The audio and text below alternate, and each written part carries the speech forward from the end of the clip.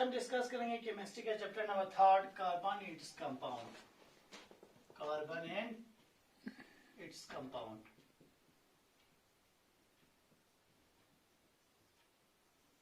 बहुत ही important chapter है ये, आपके एग्जामिनेशन पॉइंट ऑफ व्यू से भी है, आपके फ्यूचर में अगर आपको केमिस्ट्री पढ़नी है तो इस चैप्टर को आपको समझनी होगी।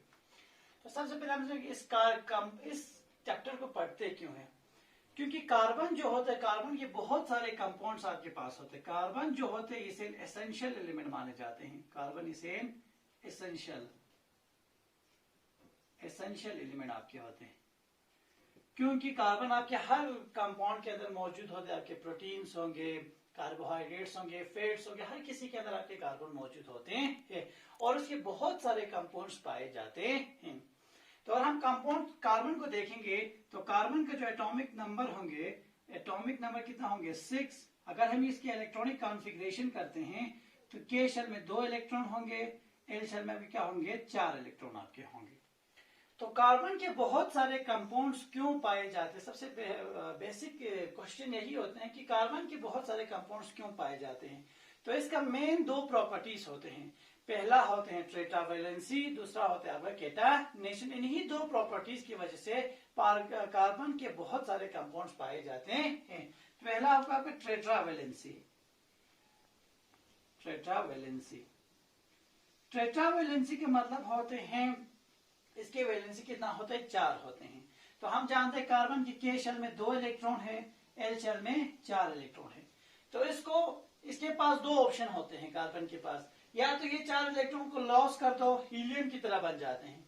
अगर 4 इलेक्ट्रॉन गेन करेंगे तो ये किसकी तरह बनेंगे? अगर लॉस होंगे तो लॉस ऑफ 4 इलेक्ट्रॉन लॉस करेंगे तो ये हीलियम का इलेक्ट्रॉनिक कॉन्फ़िगरेशन गेन करेगा। अगर ये गेन ऑफ 4 इलेक्ट्रॉन, अगर 4 इलेक्ट्रॉन गेन करते हैं तो ये किसकी तरह बनते हैं? ये बनेगा नियॉन की तरह। पर कार्बन के पास ये दोनों ऑप्शन नहीं होते हैं, क्योंकि ये एनर्जी कंसर्वेशन की वजह से इतने पास एनर्जी, इलेक्ट्रॉन लॉस करने के लिए, इलेक्ट्रॉन गेन के लिए हमारे पास बहुत सारे एनर्जी होते हैं। Ionization energy, electron gain, enthalpy. इन एनर्जीज की प्रॉब्लम की वजह से कार्बन ना लॉस कर पाते हैं ना गेन कर पाते हैं। तो कार्बन क्या करेंगे? कार्बन करेंगे sharing of electron, sharing of 4 electron. अपनी 4 के 4 इलेक्ट्रॉन को क्या करेंगे? शेयर करेंगे। उस प्रॉपर्टी को हम बोलते हैं टेट्रावैलेंसी। कितने वैलेंसी? वैलेंसी का मतलब होता है कंबाइनिंग कैपेसिटी। तो ये कितना बॉन्ड बना सकते हैं? कार्बन 4 बॉन्ड बना सकते हैं। और ये किस तरह से बनाएगा? ना लॉस करके बनाएगा ना गेन करके, बल्कि इलेक्ट्रॉन को क्या करेंगे? शेयर। तो शेयरिंग ऑफ इलेक्ट्रॉन करके जो बॉन्ड बनते हैं उसको बोलते हैं हम कोवेलेंट बॉन्ड। तो कार्बन के पास 4 कोवेलेंट बॉन्ड बनाने की टेंडेंसी होते हैं, तो इसी को हम बोलते हैं टेट्रावैलेंसी आपका होते हैं। तो ये था टेट्रावैलेंसी। तो कार्बन के पास कितने बॉन्डिंग बनाने की कैपेसिटी होती है? 4 बॉन्ड बनाने की। तो टेट्रावैलेंसी के मतलब कार्बन 4 बॉन्ड बना सकते हैं। नेक्स्ट इसका जो इंपॉर्टेंट प्रॉपर्टी होते हैं जो कार्बन के पास ही पाए जाते हैं, वो होता है आपका केटनेशन। ये बहुत ही आउटस्टैंडिंग प्रॉपर्टी जो सिर्फ कार्बन का एटम एग्जिबिट करते हैं और किसी के पास भी केटनेशन का प्रॉपर्टी नहीं होता। सल्फर के पास होता है, सल्फर सिर्फ 8 एटम आपस में जुड़ सकते हैं। केटनेशन का मतलब क्या होता है? केटनेशन का मतलब होता है सेल्फ कॉम्बिनेशन। कार्बन आपस में सेल्फ कंबाइन होके बहुत बड़ा चेन बनाते हैं टू फॉर्म लॉन्ग चेन। इस प्रॉपर्टी को हम बोलते हैं केटनेशन हम बोलते हैं। और यहाँ जो बॉन्ड बनेगा कोवेलेंट बॉन्ड बनेगा, और यहाँ जो कोवेलेंट बॉन्ड बनते हैं वो काफी स्ट्रॉन्ग कोवेलेंट बॉन्ड होते हैं। स्ट्रॉन्ग कोवेलेंट बॉन्ड आपके बनते हैं कार्बन के, क्योंकि कार्बन का साइज बहुत ही छोटा होता है, जिससे वजह से क्या होता है कार्बन का आपस में बहुत सेल्फ कंबाइन होकर बहुत बड़ा लॉन्ग चेन बना। इसी वजह से कार्बन के बहुत सारे कंपाउंड्स नेचर में पाए जाते हैं। और यहाँ जो बॉन्ड बनेगा वो स्ट्रॉन्ग कोवेलेंट बॉन्ड बनेगा। स्ट्रॉन्ग बॉन्ड क्यों बनेगा? Due to small size of carbon,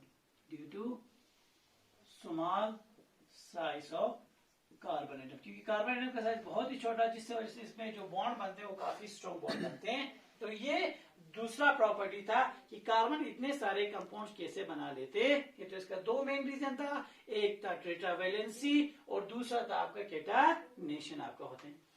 next आपका है occurrence of carbon. Occurrence of carbon, तो नेचर में आपको कार्बन किस फॉर्म में आपका मिलता है। ऑकरेंस का मतलब होता है कैसे आपको कार्बन मिलते हैं। तो कार्बन के मिलने का दो स्टेट होते हैं। पहला होता है free state. Free state, free state का मतलब होते हैं यानी ये सिर्फ किसके बने हुए, खाली कार्बन का बना होते हैं। फ्री स्टेट का मतलब होते हैं only carbon atoms, only carbon atoms. Free state में किस फॉर्म में मिलेंगे, डायमंड के फॉर्म में मिलते हैं, आपके ग्रेफाइट के फॉर्म में मिलते हैं, और आपके जैसा बर्गमास्टर फ्लोरीन्स के फॉर्म में मिलते हैं।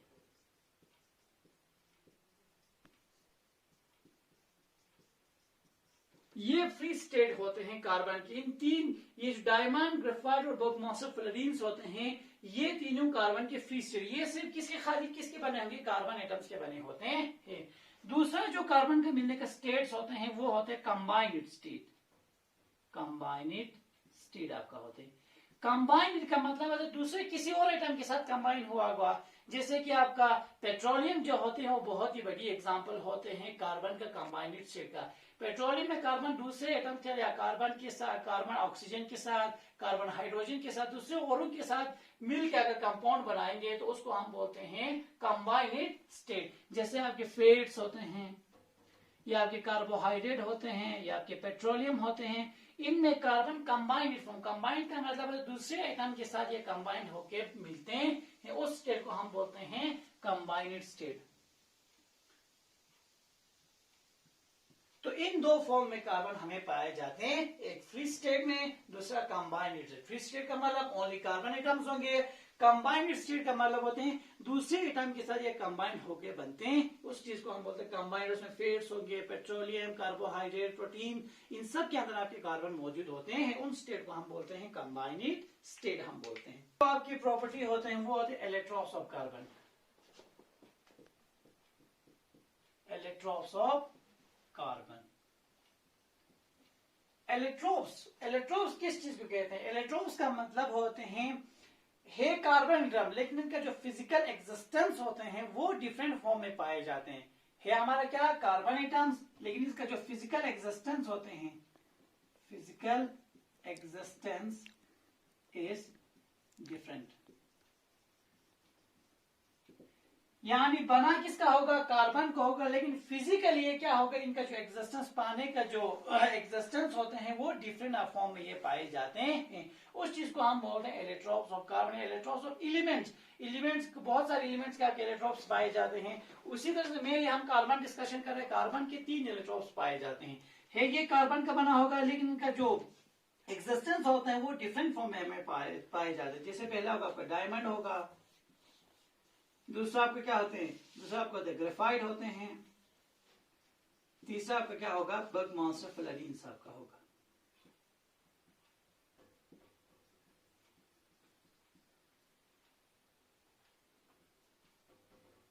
ये 3 इलेक्ट्रॉन्स ऑफ कार्बन आपके पाए जाते हैं। हम वन बाय वन डिस्कस करें कि डायमंड क्या होते हैं, ग्रेफाइट क्या होते हैं, बर्गमास्टर फ्लोरीन्स आपका क्या होते हैं। तो इलेक्ट्रॉन्स ऑफ कार्बन का मतलब होते हैं ये कार्बन एटम का बना होते हैं, लेकिन इनका जो फिजिकल एग्जिस्टेंस होते हैं वो डिफरेंट होते हैं, उस चीज को हम बोलते हैं इलेक्ट्रॉन्स ऑफ एलिमेंट या इलेक्ट्रॉन्स ऑफ कार्बन हम बोलते हैं। सबसे पहला जो इलेक्ट्रॉन्स होगा वो आपका क्या होगा, डायमंड। डायमंड,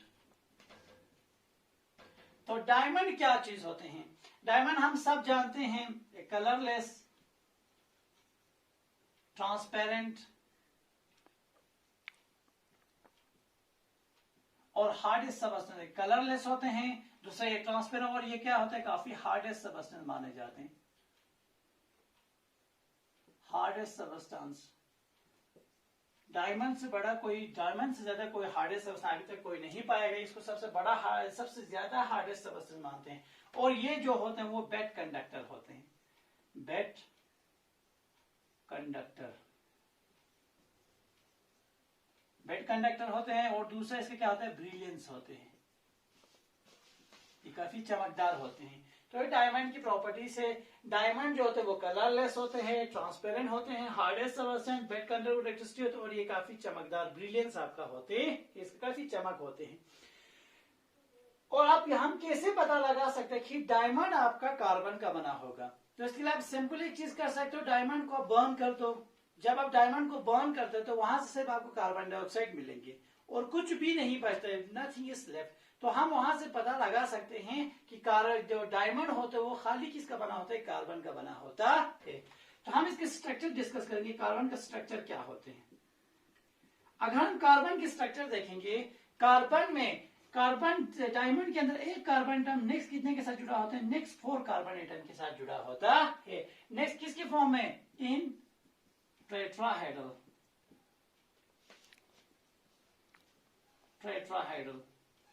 यानी एक carbon atom next 4 carbon atom के साथ मिला होता है ट्राइटाहेड्रल फॉर्म। ट्राइटाहेड्रल का मतलब इस तरह से बना होगा, एक कार्बन एटम होगा, ये दूसरा होगा, ये तीसरा होगा और ये आपका चौथा कार्बन एटम होगा। सेम टू सेम ये कार्बन कितने के साथ, ये भी 4 के साथ, 1 2 3 और ये चौथा हो गया। ये भी कितने के साथ जुड़ा होगा? 4 के साथ, 1, ठीक, आपका दूसरा ये होगा, तीसरा ये हुआ, चौथा और किसी तरह से जुड़ा होगा इस तरह से। तो इस तरह से कार्बन आपस में एक carbon atom next 4 carbon atom के साथ जुड़ा होता है टेट्राहेड्रल फॉर्म में, जिससे आपके यहाँ क्या बनते हैं? यहाँ कोवेलेंट बॉन्ड का बहुत बड़ा नेटवर्क बनते हैं, network of strong covalent bond, strong covalent bond होते हैं।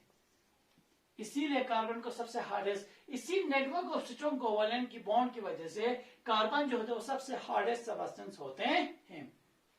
तो अब यहां से देख सकते हैं ये बेड कंडक्टर क्यों होते हैं।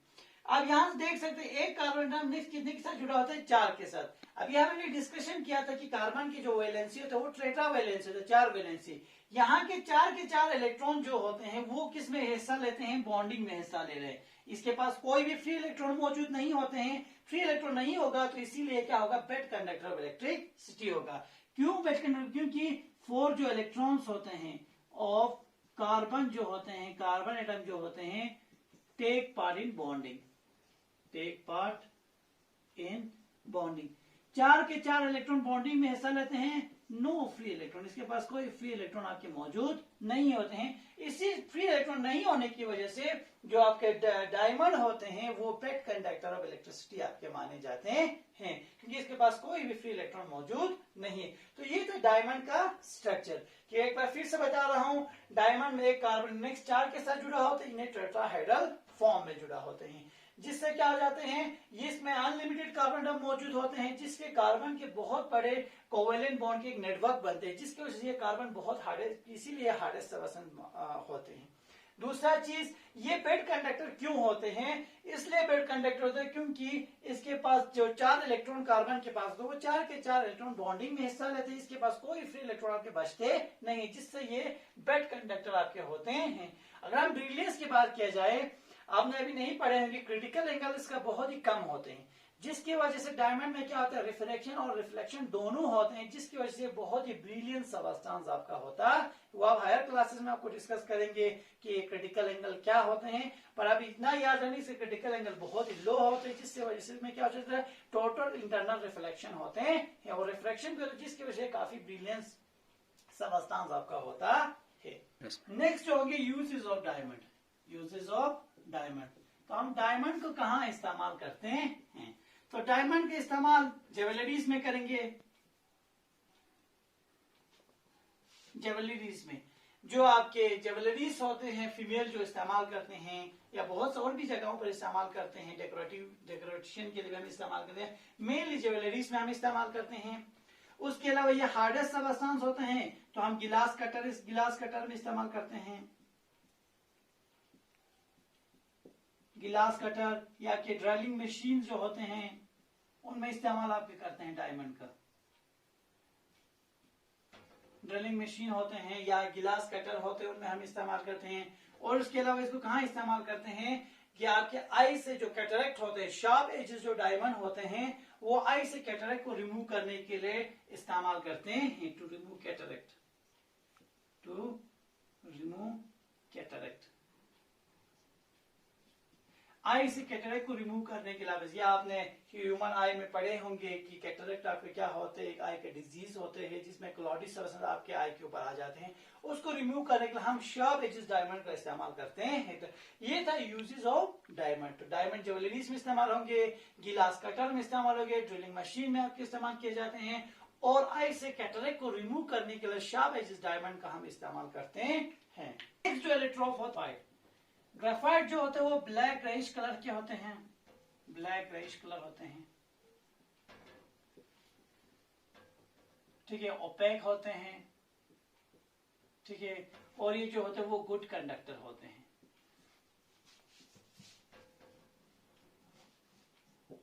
गुड कंडक्टर, और ये काफी क्या होते हैं, सॉफ्ट होते हैं एंड स्लिपरी होते हैं,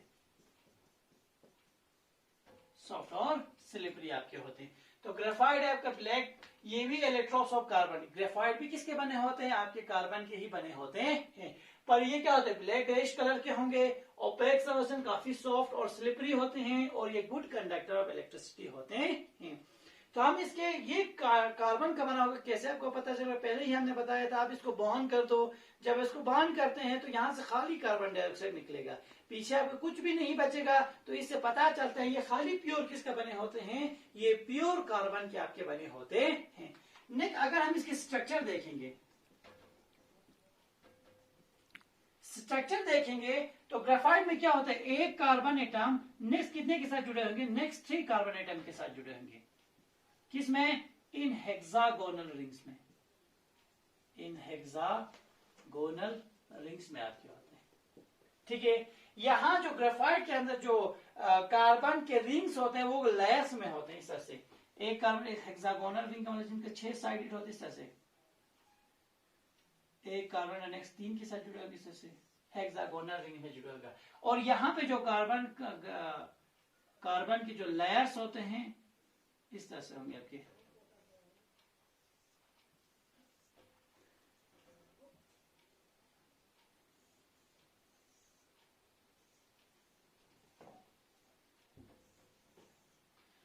यानी यहां क्या हुआ, एक स्ट्रक्चर अगर ग्रेफाइट की देखा जाए तो ग्रेफाइट के अंदर एक कार्बन और नेक्स्ट 3 कार्बन एटम के साथ जुड़ा था इन द हेक्सागोनल रिंग्स में, किसके through, by covalent bond, by covalent bond. और यहां पे जो ग्रेफाइट, अगर हम ग्रेफाइट की स्ट्रक्चर देखेंगे तो कार्बन की जो लेयर्स, कार्बन की जो शीट्स होते हैं वो इस तरह से लेयर में एक दूसरे के ऊपर लेयर्स में बैठे होते हैं, जैसे आपको यहाँ पे दिखाया गया है। और इन लेयर्स के बीच में क्या होंगे, वीक वंडरवाल फोर्स मौजूद होते हैं। कार्बन कार्बन के बीच में आपके स्ट्रॉन्ग कोवेलेंट बॉन्ड होंगे, लेकिन कार्बन के जो लेयर्स होते हैं, शीट जो होते हैं, उनके बीच में आपके क्या होते हैं, कौन सा फोर्स होते हैं, वीक वंडरवाल फोर्स। लेयर्स के बीच में क्या होगा, वीक वंडरवाल फोर्स आपके मौजूद होते हैं। तो इन्हीं वीक वंडरवाल फोर्स की वजह से क्या हो जाते हैं, एक कार्बन नेक्स्ट कार्बन के ऊपर आराम से स्लिप हो जाते हैं, जिसकी वजह से ये काफी सॉफ्ट और क्या होते हैं, स्लिपरी होते हैं। कार्बन के एटम की शीट्स के बीच में वीक वंडरवाल फोर्स होंगे, लेकिन आपस में कार्बन एटम जो जुड़े होंगे, इस कार्बन उस कार्बन के बीच में जो बॉन्ड होंगे वो स्ट्रॉन्ग कोवेलेंट बॉन्ड आपके होते हैं। लेकिन शीट्स के बीच में आपके क्या होते हैं, आपके वीक वंडरवाल फोर्स आपके मौजूद होते हैं। इसी वजह से ये काफी सॉफ्ट और स्लिपरी होते हैं। अब गुड कंडक्टर क्यों होते हैं, क्योंकि आप यहां से अभी भी हमने बोला कि एक कार्बन नेक्स्ट 3 कार्बन के साथ जुड़े होंगे, नेक्स्ट 3 कार्बन के साथ जुड़े होंगे, हम जानते हैं, यानी कार्बन की वैलेंसी कितना होता है, टेट्रावैलेंस, यानी 4 इलेक्ट्रॉन। 4 इलेक्ट्रॉन में से 3 जो इलेक्ट्रॉन्स होंगे वो किस में हिस्सा लेंगे, take part in bonding, take part in bonding. 3 electron bonding में हिस्सा लेते हैं, तो एक इलेक्ट्रॉन पे क्या होगा, एक इलेक्ट्रॉन पे फ्री होगा। तो इसी फ्री इलेक्ट्रॉन की वजह से जो ग्रेफाइट होगा वो गुड कंडक्टर ऑफ इलेक्ट्रिसिटी होते हैं, क्योंकि इनमें टेट्रावैलेंसी होते हैं, 4 इलेक्ट्रॉन में से 3 इलेक्ट्रॉन जो होता है वो आपस में बॉन्ड बनाएंगे, एक इलेक्ट्रॉन आपका क्या होगा, फ्री होगा। उसी फ्री इलेक्ट्रॉन की वजह से ग्रेफाइट के अंदर आपका इलेक्ट्रिसिटी इजीली कंडक्ट होते हैं। तो ये था ग्रेफाइट के स्ट्रक्चर के बारे में, ठीक है। यहाँ पे अगर ग्रेफाइट की एक शीट को हम लिया जाते हैं तो एक शीट को हम बोलते हैं ग्रेफीन, ठीक है। इसका बहुत इंपॉर्टेंस हो गया, जब आगे नैनो टेक्नोलॉजी में कार्बन के कंपाउंड्स के बारे में डिस्कस करोगे तो आपको बहुत सारे इनके इंपॉर्टेंस पता चलेंगे, ठीक है। तो ये तो आपको ग्रेफाइट के स्ट्रक्चर के बारे में। नेक्स्ट हम डिस्कस करेंगे कि ग्रेफाइट का यूजेस कहाँ होते हैं। तो यूजेस ऑफ ग्रेफाइट, ग्रेफाइट के यूजेस, तो ग्रेफाइट हमने देखा होगा कि पेंसिल की जो लीड्स होते हैं वो ग्रेफाइट के बनाते हैं, पेंसिल लीड्स, पेंसिल के जो लीड्स होते हैं वो ग्रेफाइट का बना होते हैं। उसके अलावा ग्रेफाइट को हम पेंट्स बनाने में इस्तेमाल करते हैं, ठीक है, पेंट्स कलर ब्लैक कलर बनाने में हम इसका पेंट्स बनाने में इस्तेमाल करते हैं। इसका सॉफ्ट और स्लिपरी होने की वजह से हम इसको किसके तौर पर इस्तेमाल कर सकते हैं, लुब्रिकेंट के तौर पर। हम इसको लुब्रिकेंट के तौर पर, लुब्रिकेंट का मतलब होता है हम फ्रिक्शन को रिड्यूस करने के लिए जो चीजें इस्तेमाल करते हैं, तो हम ग्रेफाइट के पाउडर को हम एज ए लुब्रिकेंट के तौर पर भी इस्तेमाल कर सकते हैं। हमने कहा ये गुड कंडक्टर ऑफ इलेक्ट्रिसिटी होते हैं, इसीलिए हम क्या बना लेते हैं, इलेक्ट्रिक जो रॉड्स या जैसे आपके ग्रेफाइट के रॉड्स होते हैं, इलेक्ट्रोड्स हम बना लेते हैं, इलेक्ट्रोड्स या इलेक्ट्रिक कंपोनेंट्स बनाने में हम ग्रेफाइट का इस्तेमाल कर सकते हैं, क्योंकि ये गुड कंडक्टर होते हैं, सॉफ्ट और स्लिपरी होने की वजह से लुब्रिकेंट के तौर पर इस्तेमाल होते हैं, और ये पेंसिल लीड्स और पेन बनाने के लिए भी हम ग्रेफाइट का इस्तेमाल करते हैं। तो ये था यूजेस ऑफ ग्रेफाइट आपका क्या होते हैं। Thank you and have a nice day.